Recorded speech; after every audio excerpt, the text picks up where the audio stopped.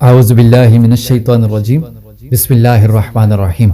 علی voice channel کے معزز خواتین و حضرات، آج ہم آپ کو بتائیں گے کہ خواب میں انگشتان یعنی انگلیاں دیکھنا۔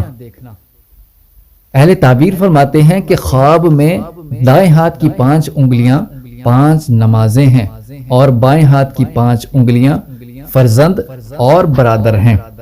بعض اہل تعبیر نے بیان کیا ہے کہ انگوٹھا صبح کی نماز کی دلیل ہے اور ساتھ والی شہادت والی انگلی نماز ظہر اور انگشت درمیانی یعنی درمیانی انگلی نماز عصر اور اس کے ساتھ کی انگلی نماز مغرب اور سب سے چھوٹی انگشت نماز عشاء کی دلیل ہے۔ اگر کوئی شخص خواب میں دیکھے کہ دائیں ہاتھ کی انگلیاں نہیں رکھتا یعنی اس کی انگلیاں نہیں ہیں تو دلیل ہے کہ اس کے بیٹے یا بھائی کو مصیبت پہنچے گی، اور بعض کہتے ہیں کہ اس کے